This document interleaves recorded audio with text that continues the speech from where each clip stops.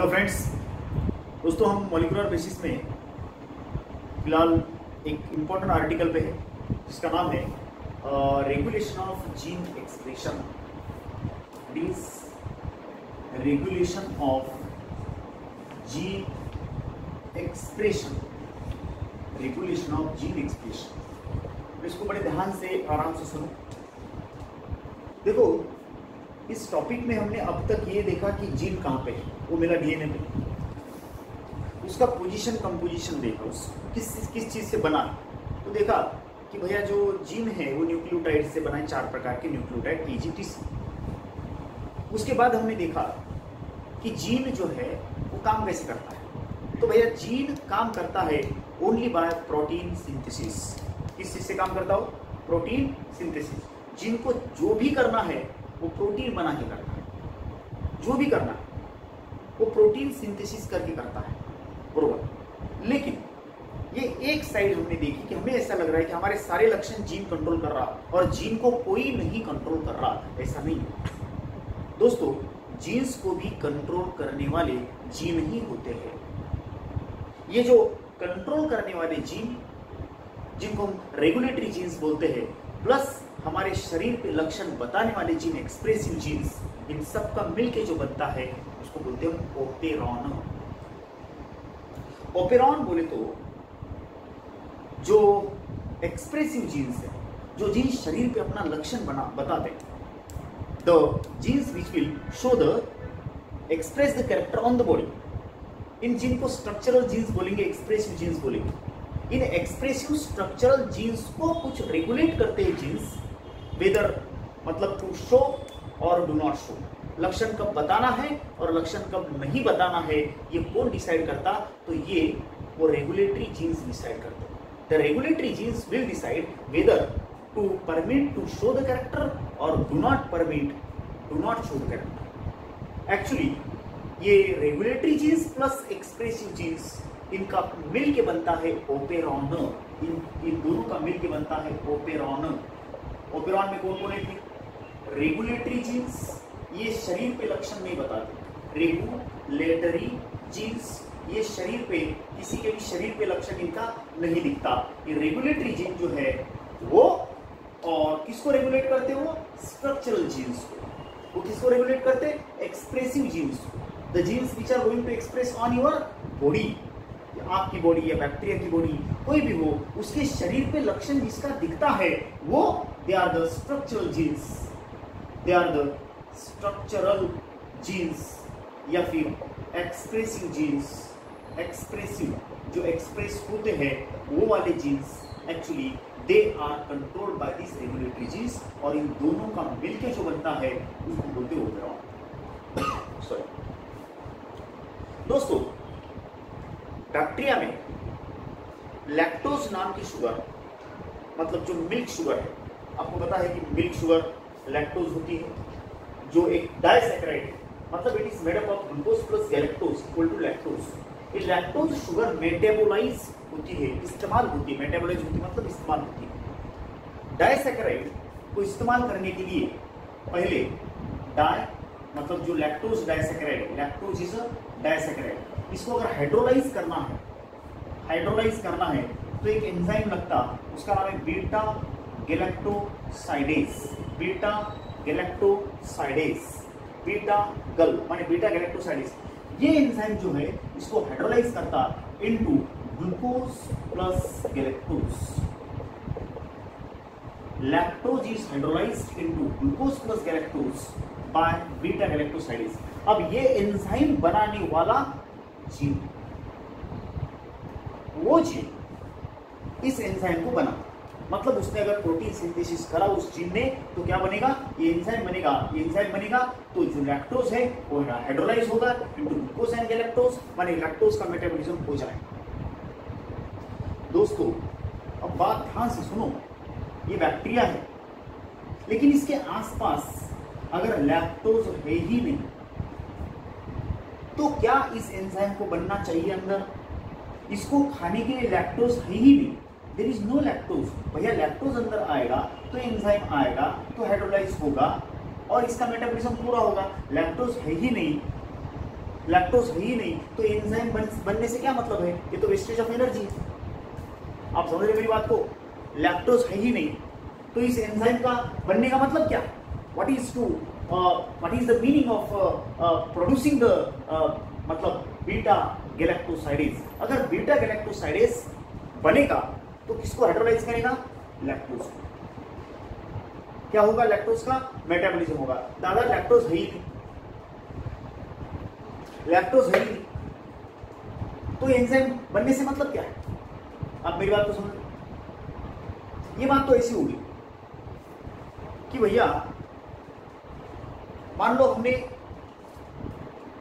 मेहमान आएंगे बोल के अच्छे अच्छे पकवान बना लिए, बढ़िया से हम पकवान न बना लिए, लेकिन पता चला कि मेहमान आने वाले नहीं और हमने अगर वो पकवान न बना लिए तो ये क्या है भैया?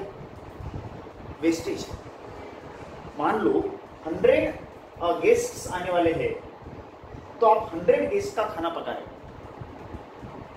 और वो आगे खाना यूज हुआ, लेकिन मान लो 100 गेस्ट आने वाले नहीं है, आपको पता चला, मैसेज आया, फोन आया, आप फिर भी 100 लोगों का खाना बनाते हैं क्या? और अगर आपने बनाया तो ये वेस्टेज होगा। ठीक वैसे लैक्टोज अगर अंदर आया तो इस एंजाइम का बनना लाजमी है, इस एंजाइम का बनना जरूरी है, तो लैक्टोज का हाइड्रोलाइसिस होगा, इस्तेमाल होगा। लेकिन मान लो लैक्टोज ही नहीं उपलब्ध, अवेलेबल ही नहीं,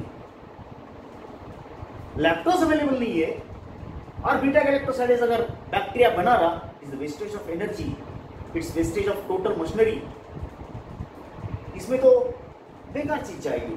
और इसीलिए ये जीन जो है बीटा गैलेक्टोसाइडेज बनाने वाला gene, regulated by regulatory gene, और वो उसको स्विच ऑफ करता है। स्विच ऑन करना बोले तो yes he produce the beta galactosidase, switch off मतलब do not produce the beta galactosidase.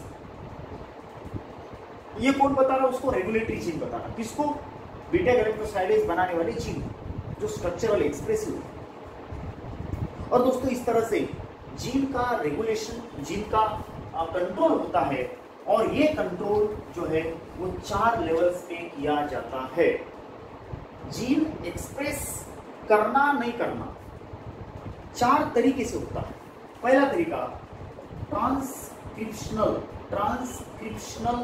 Regulation of gene, मतलब अगर किसी जीन को एक्सप्रेशन रोकना है हमें तो हम उसका ट्रांसक्रिप्शन बंद कर दिए। अगर ट्रांसक्रिप्शन माने एमआरएनए नहीं बना, एमआरएनए ही नहीं बना, आगे का सवाल ही नहीं कुछ बनने का, देयर इज नो क्वेश्चन।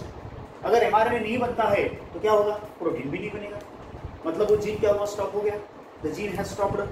इसी तरीके transcriptional level of gene regulation. दूसरा प्रोसेसिंग लेवल, मान लो एमआरएनए भी बन गया, ये जीन है। एक तो तरीका है कि इसके ऊपर बनने वाला एमआरएनए रोक दो तो प्रोटीन सिंथेसिस आगे नहीं बढ़ी, ये ट्रांसक्रिप्शनल लेवल पे रेगुलेशन हुआ। दूसरा, भले एमआरएनए बन गया, चलो ठीक है, एमआरएनए मतलब डायरेक्ट नहीं बनता दोस्तों, आपको पता होना चाहिए कि यूकैरियोट्स में पहले बनता है एचएनआरएनए बनता है।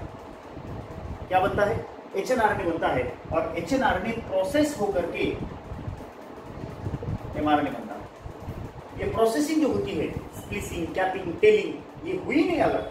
मान लो एचएनआरएनए तो बना लेकिन प्रोसेस नहीं हुआ तो नो एमआरएनए, एमआरएनए नहीं बनेगा और एमआरएनए नहीं बनेगा तो ट्रांसलेशन नहीं होगा। तो ये प्रोसेसिंग लेवल पे भी हम उसको स्टॉप कर सकते हैं, रेगुलेशन कर सकते हैं। जीन एक्सप्रेशन का regulation first at the transcriptional level, second at the processing level, third मान लो ये वाला न्यूक्लियस है, मान लो प्रोसेसिंग भी हो गई, एमआरएनए भी बन गया, लेकिन ये एमआरएनए भैया न्यूक्लियोप्लाज्म से न्यूक्लियस से साइटोप्लाज्म में आना पड़ता है और तब जाकर के इसको रीड किया जाता है। इसके पहले वाले वीडियो में मैंने किस तरह से रीडिंग होती वो चीज बताई। ये एमआरएनए पे जेनेटिक कोड है और इसके ऊपर जो है वो राइबोसोम इस तरह से अटैच होता है। राइबोसोम 5' एंड से 3' एंड की तरफ चलते जाता है। इस प्रोसेस को हम ट्रांसलोकेशन ऑफ राइबोसोम बोलते हैं और एक एक कोडन आगे जाता तो एक एक अमीनो एसिड जो है उसको जुड़ते जाता है और इस तरह से प्रोटीन चेन लंबी होती जाती है। ये जब लास्ट को पहुंचता तो ये प्रोटीन चेन रुक जाती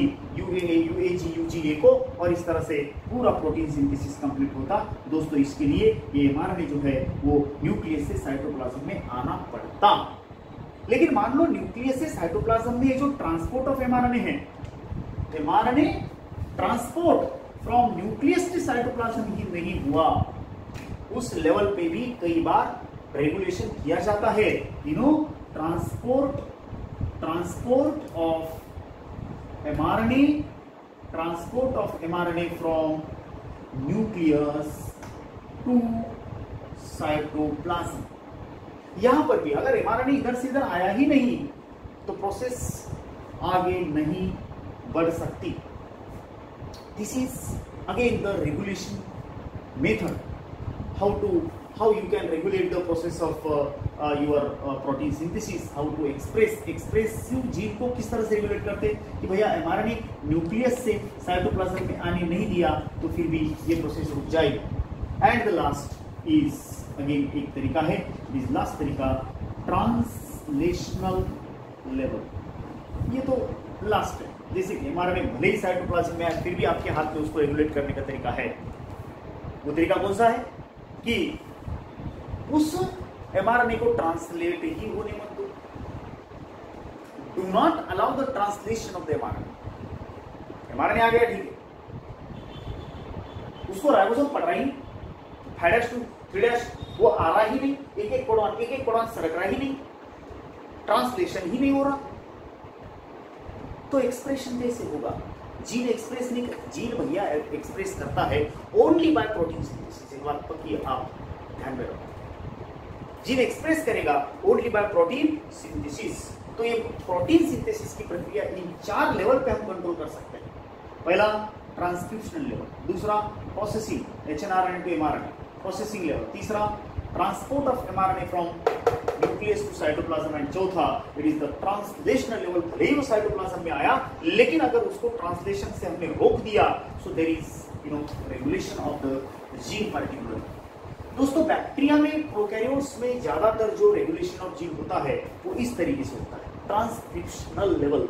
ई कोली जैसे बैक्टीरिया ट्रांसक्रिप्शनल माने एमआरएनए बनने की जो प्रोसेस, एचएनआरएनए बनने की जो प्रोसेस है अंदर, मतलब जो इस पे जीन पे एमआरएनए बनना ही रोक देते हैं वो, और इस तरह से ट्रांसक्रिप्शनल वेरी फर्स्ट लेवल से जीन का रेगुलेशन किया जाता है, जीन एक्सप्रेशन रोका जा सकता है। मैंने बोला ना कि भैया लैक्टोज का मेटाबॉलिज्म करने के लिए जो एंजाइम है वो बीटा गैलेक्टोसाइडेज, अगर लैक्टोज एंजाइम नहीं है तो बीटा गैलेक्टोसाइडेज का तो बना, why to produce the beta galactosidase, और इस बीटा गैलेक्टोसाइडेज बनाने वाला क्या है, एक जीन है।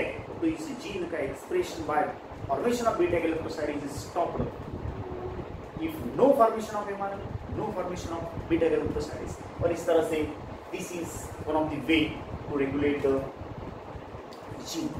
दोस्तों जीन रेगुलेशन करते समय आपको एक बात ध्यान देना पड़ेगा कि शरीर पे लक्षण बताने वाले एक्सप्रेसिव जीन्स, स्ट्रक्चरल जीन्स है, और इन जीन्स को रेगुलेट करने वाले रेगुलेटरी जीन्स। रेगुलेटरी जीन्स के लिए भी एक प्रमोटर साइट होती है, क्योंकि रेगुलेटरी जीन एक्सप्रेसिव जीन को तब रेगुलेट करेगा, कंट्रोल करेगा जब वो खुद एक एमआरएनए बनाएगा। इसको रेगुलेट करने के लिए वो प्रोटीन बनाएगा एमआरएनए से। वो प्रोटीन रिप्रेसर प्रोटीन के नाम से पहचाना जाता है। ये रिप्रेसर प्रोटीन जो होता है ना दोस्तों, वो स्ट्रक्चरल जीन जो होता है, स्ट्रक्चरल जीन जो स्ट्रक्चरल जीन होता है, उस स्ट्रक्चरल जीन के पास एक ऑपरेटर नाम की साइट होती है। इस ऑपरेटर को कई बार स्ट्रक्चर से जो रिप्रेसर है वो ब्लॉक करता है। एक बात याद रखो कि जब तक कोई जीन पे एमआरएनए नहीं बनेगा वो जीन एक्सप्रेस नहीं कर सकता। आपको ये बात भी पता है कि एमआरएनए बनने के लिए आरएनए पॉलीमरेज नाम का एंजाइम चिपकना पड़ता है एट द प्रमोटर साइट। यहाँ पे operator site in the case of lac operon, lactose बनाने के मतलब लैक्टोज मेटाबॉलिज्म के लिए जो आरएनए पॉलीमरेज एंजाइम है वो ऑपरेटर से परमिशन लेता है। अगर ये ऑपरेटर साइट ब्लॉक है तो आरएनए पॉलीमरेज यहाँ पे अटैच नहीं होगा, और आरएनए पॉलीमरेज अगर अटैच नहीं होगा तो जो स्ट्रक्चरल जीन है, ये जो स्ट्रक्चरल जीन है इसका ट्रांसक्रिप्शन ही नहीं होगा। ये operator site and regulatory gene, these are different for different operons. ये ओपेरॉन क्या चीज है भैया? Operon structural gene plus regulatory gene का कलेक्शन। हर लक्षण के लिए एक एक ओपेरॉन है। ओपेरॉन में जीन ही है लैक्टोज का मेटाबॉलिज्म करने के लिए जो जीन्स इस्तेमाल होते हैं उन जीन का collection is the lac operon. Lac माने lactose, operon is the gene collection, gene expressive and gene regulatory gene plus expressive genes का collection is equal to operon. ये ओपेरॉन इसके हिसाब से बदलते जाता है। जैसे कि मान लो there is process of lipid metabolism, तो उसको हम लिपिड ओपेरॉन बोलेंगे, लिपिड ओपेरॉन। क्यों? लिपिड को मेटाबॉलाइज करने के लिए कुछ जीन्स के कलेक्शंस हैं।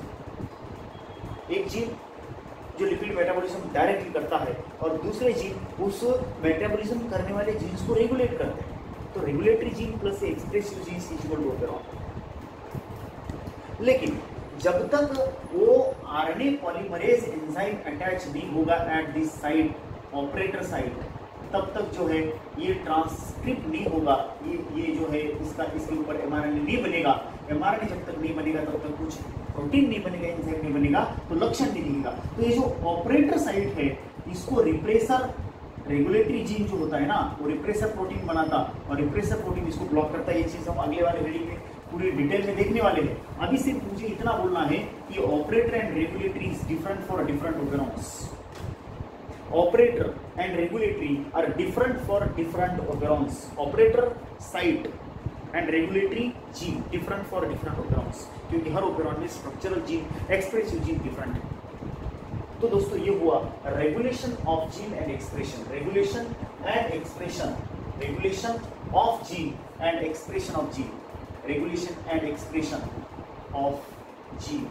Actually जो regulation and expression of gene है वो ओपेरॉन से होता है।